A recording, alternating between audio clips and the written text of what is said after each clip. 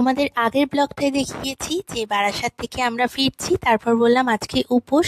তো আমি বসেই ছিলাম বাড়িতে, মা ফোন করলো যে এই বাড়িতে একটা জিনিস বানাতে হয়, পুজো আজকে, লক্ষ্মী পুজো আছে, তাই জন্য এখানে কলার এই পেটোগুলো কাটা হয়ে গেছে, এরকম ছোট ছোট পিস করে কেটে নিলাম আর একটা বড় পিস রাখলাম। এই যে চালের গুঁড়ো, এদিকে মা ডাল বেটে রেখেছে। এটা হচ্ছে ওই যে শ্রী বানায় না, ওরকম করেই আমাদের 3টে পুতুল বানাতে হয়, তারপর কালার করতে হয়। সেটা নিয়েই এখন বসে পড়েছি। এটা আমার করতে ভীষণ মজা লাগে।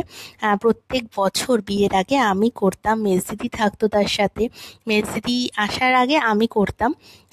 তো যাই হোক, তো এখন শুরু করে দিয়েছি করা। এই দেখো, স্ট্রাকচারগুলো করে ফেলেছি প্রায়। স্ট্রাকচারগুলো দেখতেই কি ভীষণ যে ভালো লাগছে, কি আর বলবো।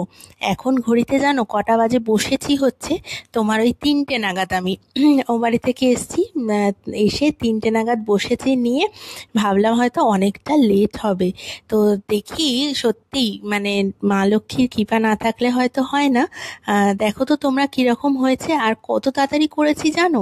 3:48-এর মধ্যে আমার সম্পূর্ণ শেষ হয়ে গেছে।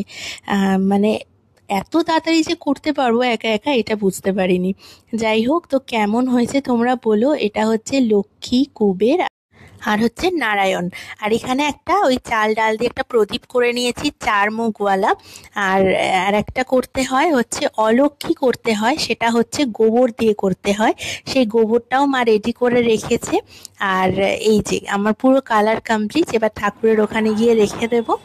এই দেখো, এখানে রাখা হয়ে গেছে, ঠাকুরের এখানে রাখতে হয় লক্ষ্মী গণেশের সামনে, আর সামনেই প্রদীপটা দিতে হয়। আজকে কালী পুজোর দিন আমাদের বাড়িতে এই পুজোটা হয়।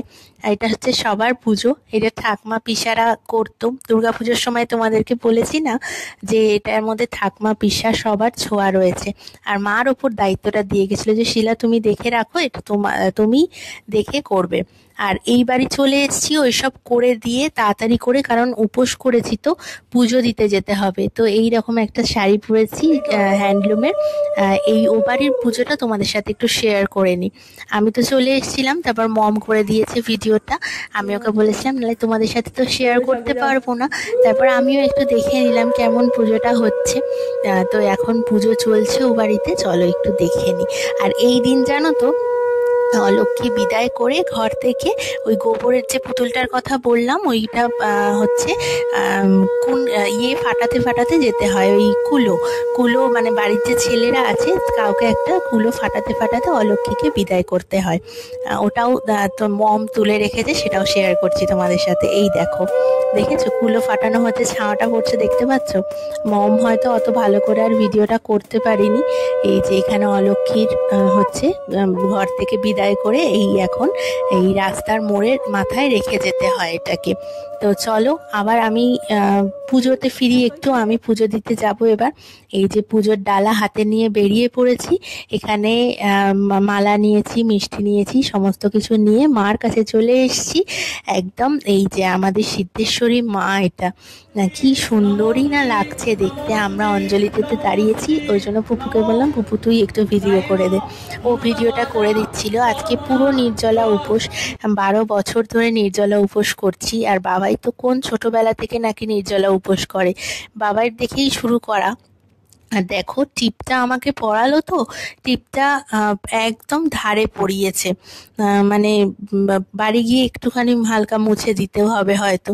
এখানে মাকে একটুখানি প্রদীপ দেখিয়ে নিয়ে এবার এইখানটা বলির জায়গাটাতেও আমরা ধূপ প্রদীপ এগুলো দেখাই।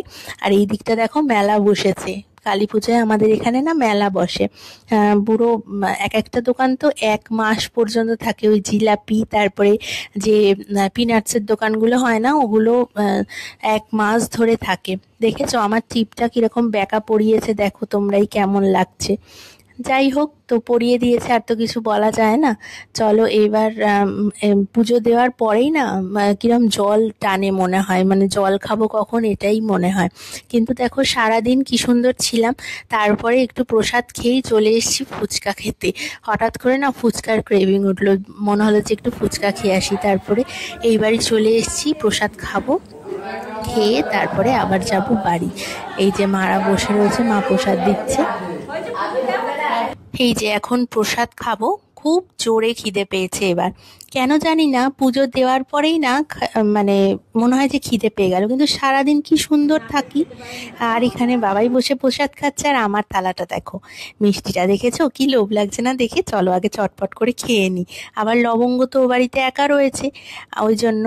তো ওই জন্য তাড়াতাড়ি করে আমি একটু বাড়ি চলে এলাম। লবঙ্গ ওই যে বলছি না ভয় পায়, যেহেতু বাজির প্রচন্ড আওয়াজ এই টাইমটা। চলো আবার পরে একটা ভিডিও নিয়ে দেখা